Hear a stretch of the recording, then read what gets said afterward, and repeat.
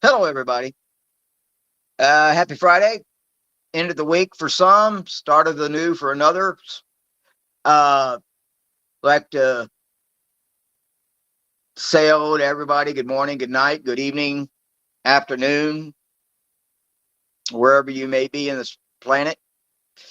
And the typical disclaimer is we do not acknowledge any religious sect, practices, or affiliation.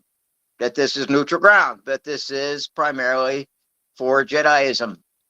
And that any political statements, any identity politics, if you are a guest, come up to any of that mentioned the four of, then you will be reminded to please not. If you ignore that, you will be asked to leave and shall not ever be allowed to come back. No ifs, ands, or buts. So, with all that being said, hello everybody. I'm Tal Griffin with Julie here, and Xenon. She's weightlifting, doing her workout, which is good. And today's Friday, as I mentioned, and it's going to be a little different today. Uh, that a thought that came up was the master student mentor night relationship. And this, I don't think is ever talked about enough because I believe there are not enough masters, or there's very few actual masters. And that it takes a very special person, I think, to be a master, or one that at least has the experience to fulfill that role and take part in that. So, what is the master student relationship?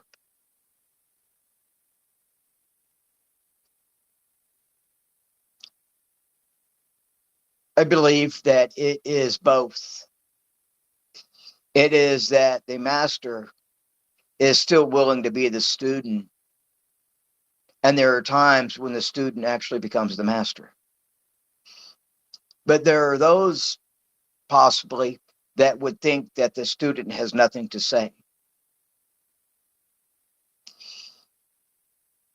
And that is something that is really not very productive. True, the master is the one that does lead. True, the student has lessons to be taught and to learn from, but also the master needs to learn, still learn, and that everything they've done and what they know, whatever their specialty is, whether they're a jack of all trades, they are still the student. Because here's one of my thoughts on this is that yes, a master mentor knows a lot, okay, and there to help guide their pupil. But on the other hand, what is it that pupil, that student can teach the master? Maybe this, maybe the student isn't one that you can just come across and really might have something to offer, but the master shuts them down constantly and is always reminding them. And then on the other hand, you have a student and mentor master relationship where all it is just a label and the student runs the show. And the master goes, okay, whatever, just do what you want. And that there's an exchange where the master also is the student when their pupil and the one they're teaching comes up with something and says something that is profound enough to catch the instructor, master, mentor's attention, to remind them. I think the latter is the more beneficial for everybody. But also, they need to each remember where their places are in their positions.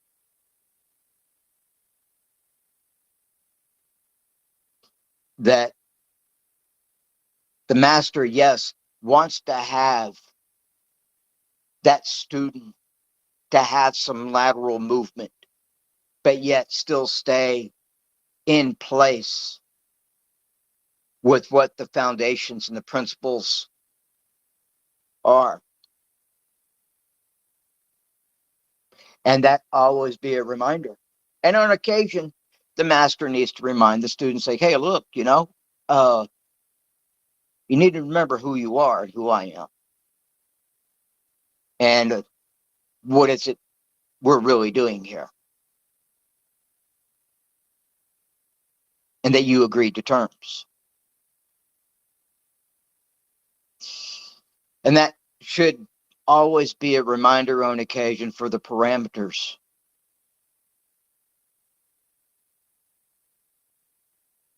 And that with it, that helps establish the relationship, because a master student thing is not just someone teaching. A relationship and chemistry and how they get along also has something to do with it.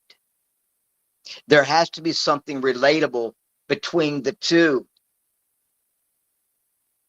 in order to have a common ground. Now you can have the mechanical sense of that you just do this. If you have any questions, come to me. I don't want to know about anything else. Ideally, that would be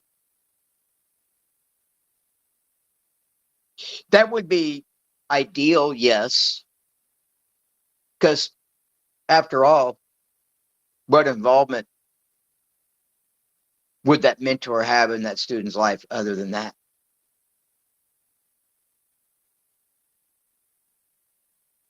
What, you know, what good is it to actually involve yourself with your student? And after all, there come a point when you've got to go separate ways, right? So why become attached? Now, on the other hand, and yes, I was being facetious, because speaking from experience, that my student has a unique circumstances which they deal with and she deals with. And those things, those challenges have to be kept in mind. And I think this should be kept in mind with every relationship as such. Because over a period of time, things will evolve, things happen. There are personal matters that do come up that your student has no one to turn to. Though there may be quite a bit of distance between the two, but that voice of reason to help guide that student through it.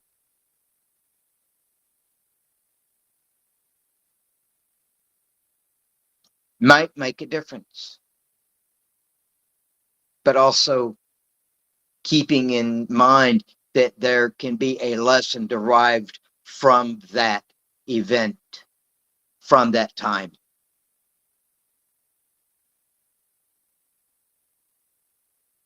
And the master mentor might spot that lesson and reflect on it, and then perhaps bring it back for another day, and then help the student evaluate the situation and what might have been done differently. And that's all fine and good. And maybe in some cases, and some of you may disagree, and some of you may agree, that maybe the mentor, the master mentor, ends up being kind of a father figure. Oh, no, we don't want that to happen because you're personally getting involved. Well, what if that person didn't have such from the go, or they needed to hear something from somebody else that might have been or is or whatever at a time, and they have experience as a father, as a non-bias example. You know, at Allen Jedi, there's two students that stick out to me. They are both vastly different, and levels of experience is different. And they both have unique attributes and characteristics to both.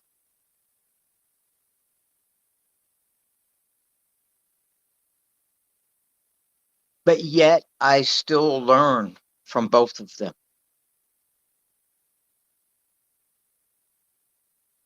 I end up hearing something that spurs something for thought and that I bring up later as a lesson. And they both have their unique set of challenges that they deal with.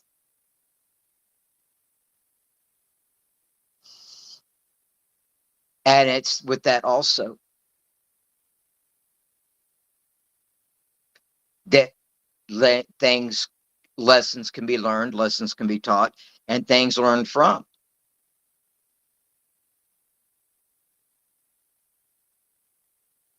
Which gives them both the experience for later in hopes that they will pass on what they learn.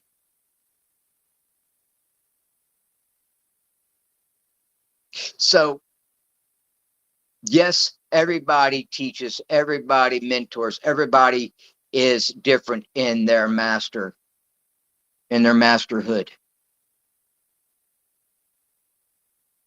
But with it, we have to remember that we are still human,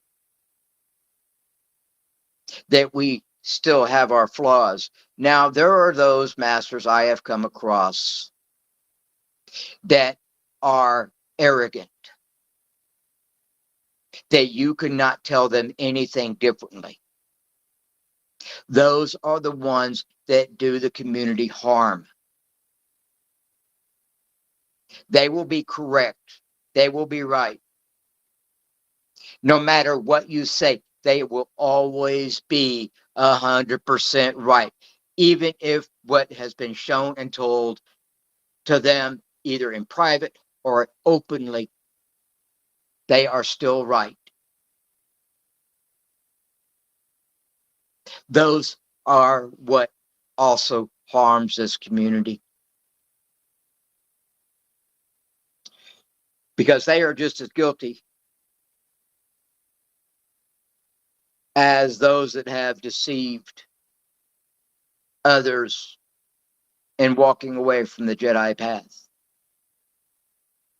And yet they hold no responsibility to it or accountability for it.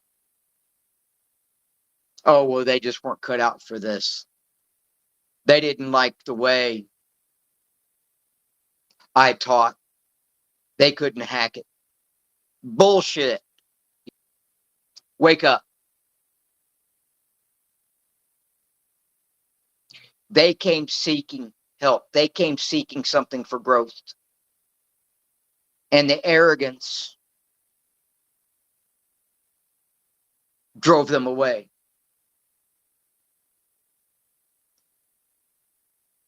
And there are others that don't do enough, that don't guide firm enough. That also does harm.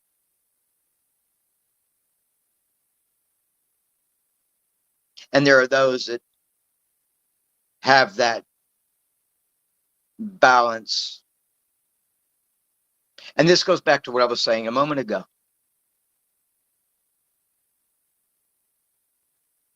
Yeah, people don't want to be a master, and there are people that do. Sometimes those that are wonder if they should be. I know that's kind of a cryptic statement there. There is a lot of responsibility with it. I speak from experience because just over a year ago, I was mastered.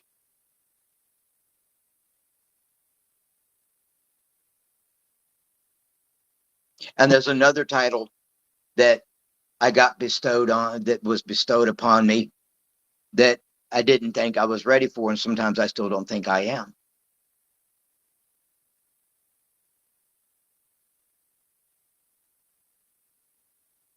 But above all, a master should remember humility. They should remember where they came from. They should remember that they are just as fallible as the student, as the knight, as a Padawan. Sometimes recognizing that makes that master learn to grow alongside the student in that. Yeah. It actually shows that they are actually walking the path of a true master. Yeah. You know, I'm glad you said that, because that is what makes it work.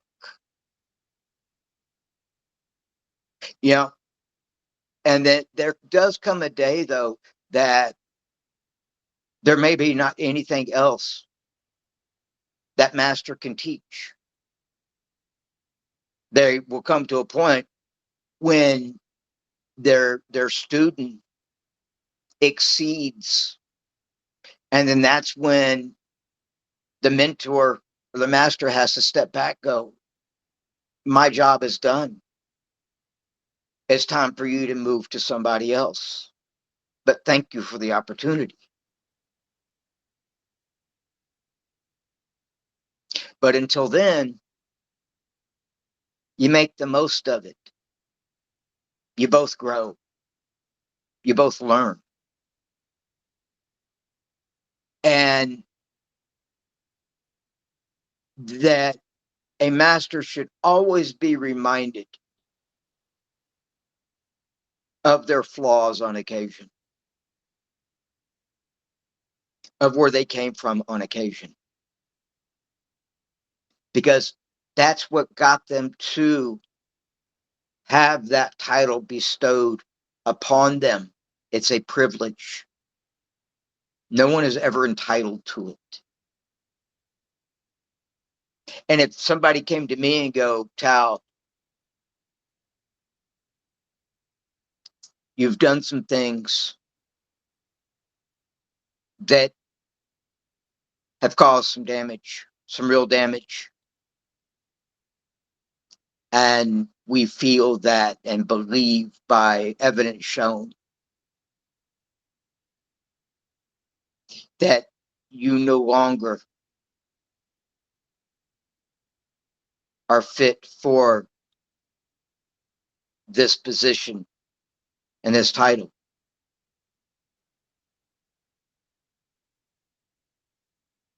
As unfortunate as that would be, it would probably be justified.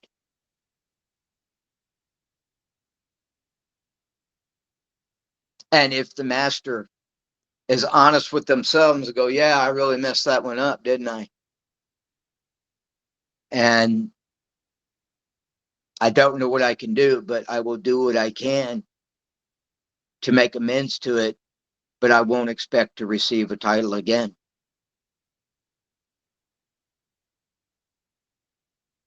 And be able to walk with that. Because a master can be removed just as easily as a knight. And those titles can be taken. No one is invincible.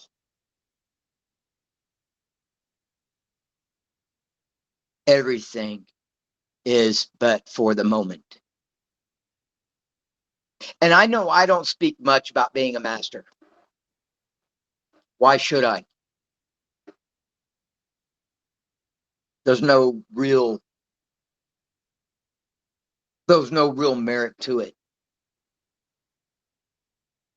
Basically, all it is just a trump card when need be. And yes, it does hold some clout when need be, granted. But there is only times that should be actually thrown down. Now, if somebody's being greatly disrespectful, then of course you remind them, you to let them know, look, do you realize who you're talking to here and what you're talking to here and what my position is? So you might want to remember your place, and you might want to cease while you're ahead.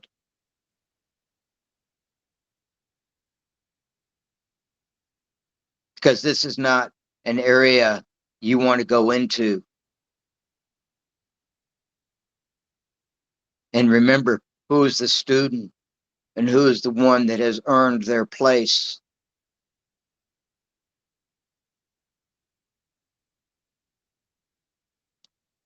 Now, I don't think I've heard of many cases when that's happened. Of course, there are things in the community that are never said either, and that never get out, or maybe there's circles that don't say anything, which is probably best. And maybe there are circles that should probably say more, but that's neither here nor there.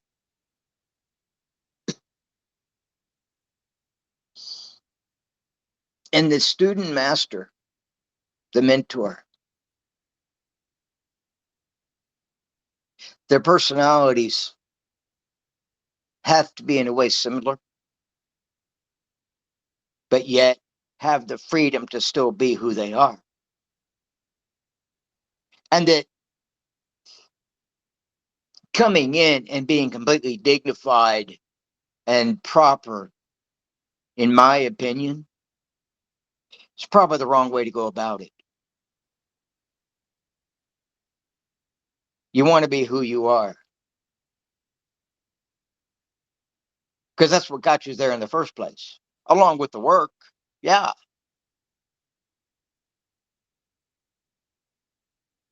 And apparently, with all of that, some people saw this person has what it takes. They have what's needed. They have what's required. They've earned it. And I don't see any reason why they wouldn't continue. And they are a asset to the community. And I would like to think that the true masters out there would have done just that. And they still remember who they are, where they came from, and what they did to be where they are. And none of that changed.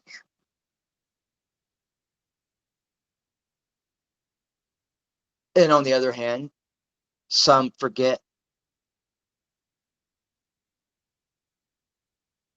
And maybe they need a kick in the balls to remember what got them there in the first place.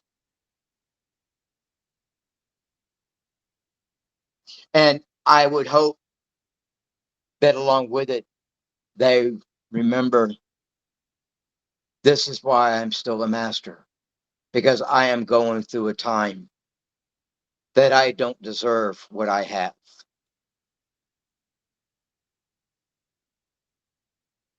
Maybe they're going through something very personal, which from that they can get a lesson, or they can get lessons from it to teach later down the road. And they can share their experience with their student as they're going through it to help prepare the student for when that time happens, if they go through it.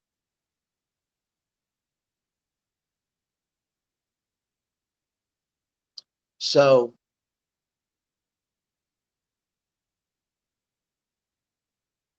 but then again, the student might be able to say, hey, what about this? And it might be just an innocent statement. And you go, let me think about that. And go, you know what? I don't see any reason why not. I'll give it a try. Maybe they heard something from a place. Who knows?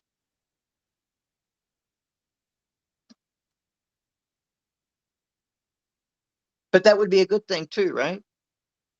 Definitely.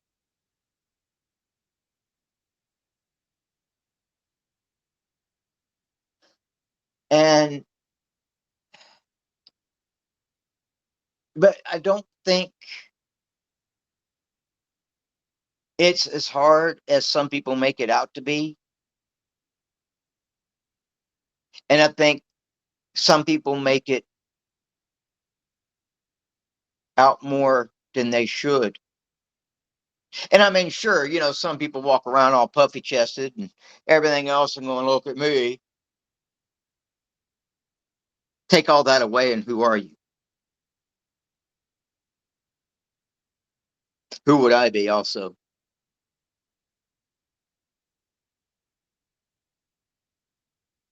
I know I sound a bit cynical, but on the other side of it, I think one needs to be. They have to be. But also, you have to be able to have a really good sense of humor. You have to be able to go, you know what? And just start losing it and just laugh and be able to find the humor in something. Because then that might be a teaching moment for both of you, a learning moment also. So there is, I guess my point there being, there is nothing that completely specifies exactly what the teaching moment is, or the lesson is, or the learning. Everything and anything. And they go, hey, the student might go, hey, did you get that? Yeah, I did. I'm glad you caught it. Good job. Or the master might go, did you see what just happened there? Or do you understand what happened? I know I'm kind of speaking in generals on that one, but the master also needs to remember they are the one who is always watching. They are never complacent.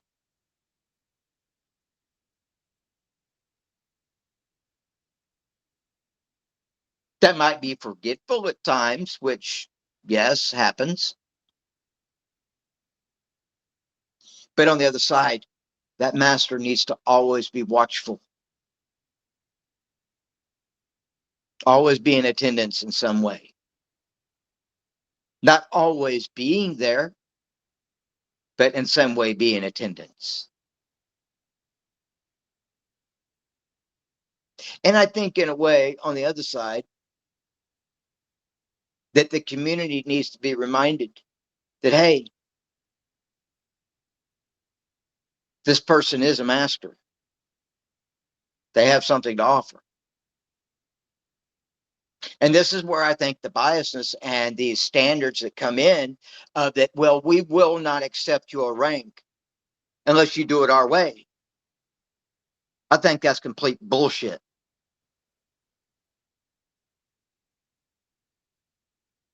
That is a bias.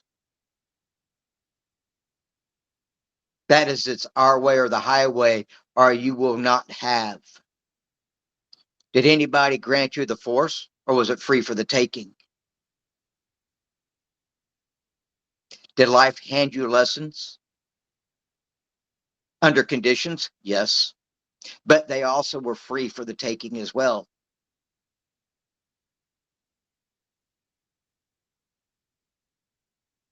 So why shouldn't somebody be recognized for what they've earned?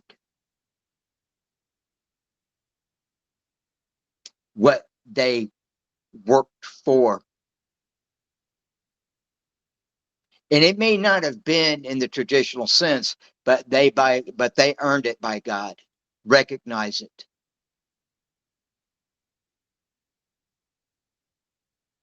But yet you set rules. Is that really right?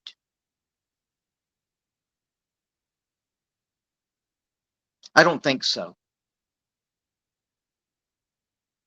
And that what if the student is given permission to go, yes, you may learn from this order. And that order goes, no, we're not recognizing anything you have. Then it would be up to that master to challenge that. And go, look, this person's done the work. And to be a jerk, if need be, go, look, do you think you want this to be gotten out? That you're holding a bias? And call them on it.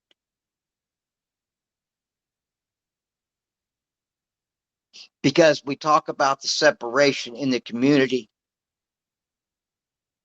How can you have a unity if you're still placing conditions on what's been done already?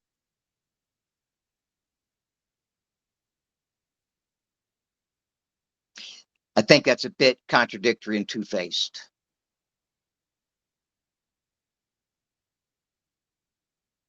So this is where the master looks out for the student. Your principles are what holds you to your foundations. They are what guide you. And a master should remember the same. But it's not a dictatorship either. If you agree with it, fine. If you don't, that's fine. We can have a conversation about it. I'm always open for one, even possibly a debate.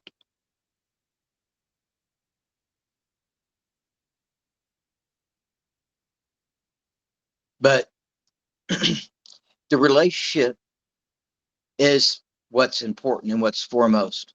That's the priority.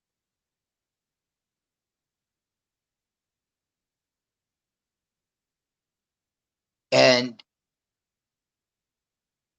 yet a master must be okay with failing. And if they must fail greatly, if need be. And there will be great successes, but they will fail more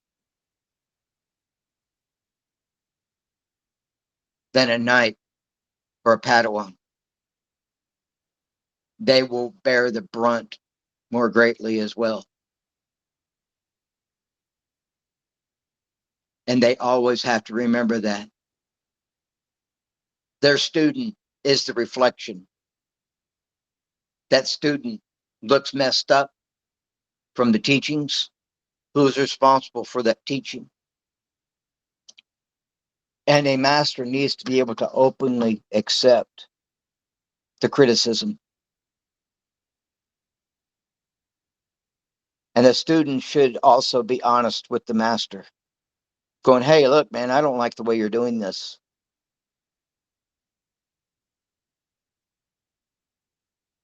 It's like, okay, what is it that you don't like? There's a good reason, and it's to teach, then sure. But if it's out of sheer arrogance, then by God, by all means, the master better listen, because his reputation's on the line from the student.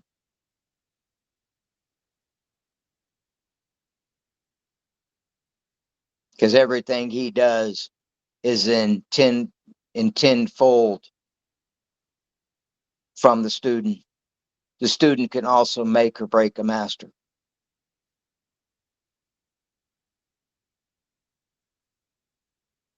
So there's a fine line. Probably not going to be a whole lot of masters that will admit that the student can make or break a master. They can say, well, they can go, how's this person as a master? The student go, I've really benefited. Or they go, you know what? They are really questionable in their means and how they do things. And I really don't think they have really deserved where they are. They're doing me a lot of harm. Word gets out around the community. Nothing's a secret, as much as we would like to think it is.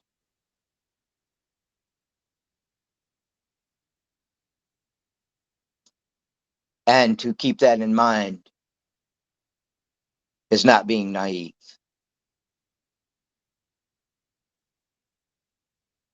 But there also has to be respect also. There has to be that as well.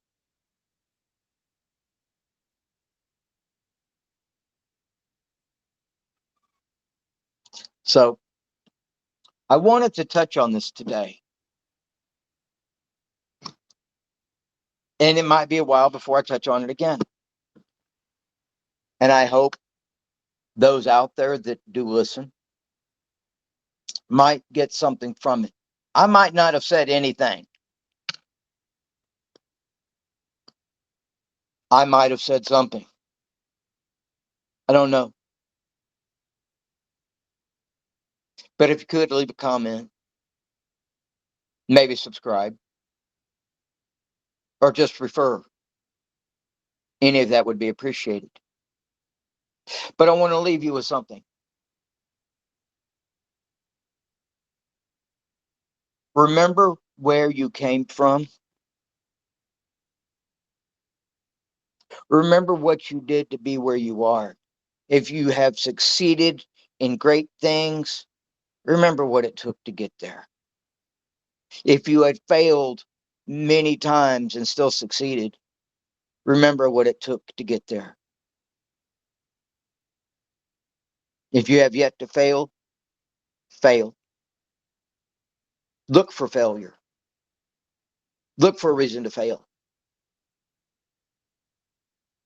Then that's when you begin your learning. And if you don't want to fail, that means you're afraid to live. Embrace it. Live it. Survive it. Be a part of it. Cal Griffin out. Thank you.